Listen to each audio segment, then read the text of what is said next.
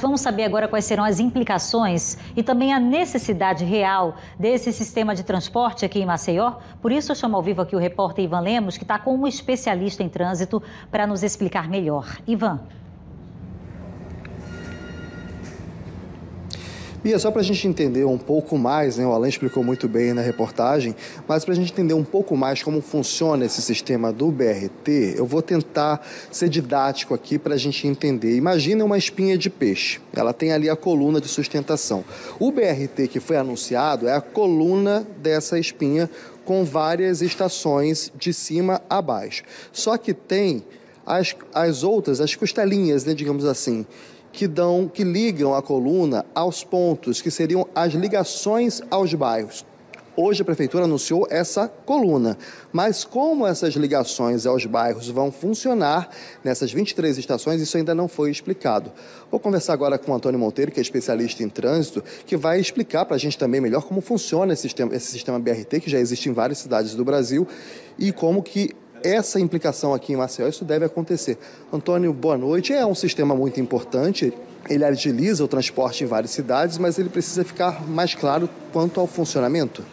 Boa noite, Ivan. Boa noite, Bia. Boa noite, alagoanos. Como você bem colocou, foi muito interessante. Esse exemplo que você citou da espinha de peixe é porque é por aí, tá? Esse grande corredor anunciado aí da Praça Centenário, né, até o bairro do Estaco Gomes, é um grande corredor, uma grande espinha dorsal desse sistema. Então isso é muito interessante, muito importante para avançar na mobilidade de Maceió, porque a solução realmente não é abrir ruas, porque abrir ruas você tem a demanda induzida de comprar carros incentivados.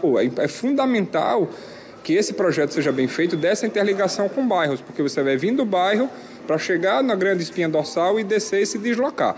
Então é fundamental um processo de integração de ônibus, talvez uma passagem única que você pegue no seu bairro e consiga trocar de ônibus sem pagar nova passagem. Um ponto importante também que funciona em outros estados é integrar com outros modais, então você possa, de maneira segura, com estrutura cicloviária adequada, sair da sua casa de bicicleta até esses terminais e ter um local seguro para guardar a sua bicicleta e descer e retornar e encontrar a sua bicicleta segura. Então, se fizer dessa forma, integrando com outros modais, integrando com outras várias da capital, vai funcionar bem e a gente consegue ter uma grande evolução aí nessa questão do transporte público em Maceió. Vamos dar um exemplo aqui. Um morador da Xanda Jaqueira que precisa ir para o centro. Ele teria que fazer ali alguns transbordos ao longo desse caminho, não é isso? Exato. É um exemplo interessante que a gente estava conversando em off, justamente. O cara que mora da Xanda Jaqueira, ele vai ter que se deslocar até Xanda Jaqueira, até esse grande espinha dorsal da Avenida Fernando de Lima, e depois ele vai ter que descer e pegar um outro transporte para o centro. Então, como a gente estava comentando, se fizer um terminal de integração, que você pega um ônibus lá, pague uma única passagem, entre no BRT e depois desça na Praça Centenário e consiga um outro transporte para descer até o centro, então funciona bem. E o exemplo que a gente coloca da questão da bicicleta, se ele consegue sair de bicicleta de forma segura com estrutura cicloviária, acessar o terminal, guardar a bicicleta de forma segura, se deslocar até seu destino final e quando retornar encontrar a bicicleta segura, então aí sim funciona. Então é importante melhorar e avançar nessas questões dos projetos cicloviários, é importante avançar na questão da qualidade das calçadas, né? A gente vê alguns projetos aí de melhoria da calçada, mas precisa avançar muito em cima disso e que tem que ser, como está anunciado, um projeto bastante eficiente, para que incentive as pessoas, encoraje as pessoas a deixar o carro em casa e fazer esse deslocamento utilizando esse tipo de transporte. Porque o que a gente vê ao longo dos anos é uma decadência do transporte público e todo mundo avançando para a questão do transporte visualizado, né? A gente apresentou alguns estudos aí que mostram que Alagoas saiu de 4 mil motos para 400 mil motos em 30 anos. Então veja o estouro disso por conta da fuga de não ter um transporte público que funcione. Então, é uma perspectiva boa, a gente entende que seja um projeto bem interessante, mas precisa avançar nessas outras linhas para funcionar. Uma outra questão é que muda completamente o corredor dos ônibus que hoje existe na Fernandes Lima e na Durval. Eles deixariam de existir a faixa azul e esses ônibus eles passariam para a pista central, ali no corredor central, não é isso? O que a gente entende é que nenhum outro ônibus mais vai poder adentrar esse corredor. Esse corredor fica exclusivo do BRT. Então, os terminais de integração têm que funcionar muito bem para que não tenha, né, um ônibus na faixa da esquerda e outro ônibus na faixa da direita. Então, a gente entende que vai ter essa alteração. Outra dúvida que muitas pessoas se questionaram ao longo do dia é como é que vai ficar a questão da ciclovia, né, que está ainda em obras, nem foi entregue em sua totalidade. Como é que vai funcionar essa adequação desses terminais no canteiro com o espaço onde está sendo construído a ciclovia. Então, de novo, a gente reforça muito isso. Se ele conseguir fazer a estrutura dos terminais sem impactar na ciclovia e conseguindo ainda integrando com a ciclovia, aí sim funciona de forma bastante interessante. Esses ônibus geralmente são ônibus maiores, até aqueles ônibus articulados, eles têm mais dificuldade para manobras, então eles precisariam ir direto nesse corredor. Hoje, a estrutura da Fernandes Lima e da Durval, ela tem essa mobilidade para receber esses tipos de ônibus maiores ou precisaria de uma boa adaptação também nessas avenidas? Olha, a nível de via, eu acho que ele funciona muito bem, porque a gente está falando aí de um grande corredor, de uma grande reta, né, de 14 quilômetros, como foi anunciado. O que precisa definir é como é que esses veículos vão parar para poder fazer o transbordo, né, de passageiros e onde é que eles vão fazer o retorno.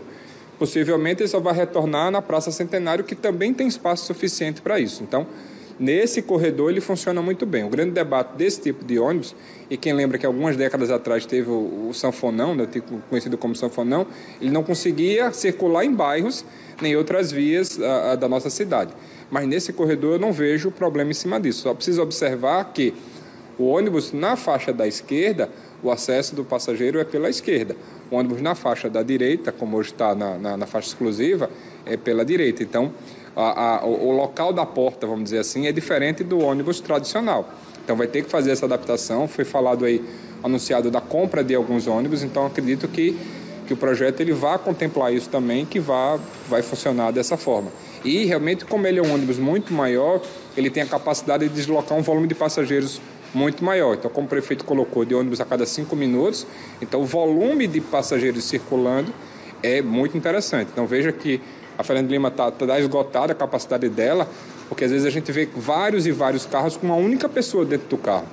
Então, um ônibus desse, ele pode trafegar com 100, 150, 200 pessoas. Não foi divulgado o tamanho do ônibus, mas num único veículo, o equivalente a 100 carros, de 150 carros. Então, sim, se for projetado dessa forma, se o projeto contemplar isso, a gente consegue melhorar muito a questão da fluidez aí na Avenida Fernandes Lima. Como o senhor disse, a grande pergunta do dia foi em relação à ciclovia também. Hoje, essa ciclovia ainda está sendo concluída. Esse corredor do BRT, ele precisa de estações, ele sendo construídas estações. Aquele espaço do canteiro central, ele é suficiente para construir estações ali? Isso é um ponto realmente que muita gente veio com essa pergunta ao longo do dia hoje e a gente não tem essa resposta ainda e a Prefeitura não apresentou esse projeto. Como é que vai adequar no espaço ali a questão de manter a ciclovia, que ainda está em obras, nem foi entregue na totalidade, e esse espaço para fazer o transporte, né, o transbordo, o acesso dos passageiros. Então, essa é uma dúvida que fica da Prefeitura apresentar, mas em engenharia tudo é possível, né? Você fazer ali uma estrutura que consiga fazer isso. Então, a gente fica nessa expectativa de como é que vai funcionar na Praça Centenário, como é que vai funcionar lá naquele espaço do antigo viaduto da PRF. Quando foi apresentado aquele projeto, há muito tempo atrás, disse que ali teria um espaço suficiente para fazer essa parte de integração dos ônibus. Então, acredito eu que breve aí a Prefeitura esteja apresentando esses projetos e dando continuidade de avançar nesse projeto. Antônio, muito obrigado pela sua entrevista ao vivo aqui no Cidade. É um projeto que costuma ser bastante eficaz nas grandes cidades, mas que, como o Antônio disse, precisa de todos esses pontos muito bem esclarecidos, esses pontos principalmente de transbordos de passageiros, né, de onde eles vão descer nessas estações na Fernandes Lima e na Durval de Góes Monteiro para entrar nos bairros. Como isso vai funcionar? O que foi dito até agora é essa espinha dorsal, esse corredor, mas como esse transporte vai ser feito, a Prefeitura deve esclarecer aí nos próximos dias, nas próximas semanas. Eu volto com você, Bia.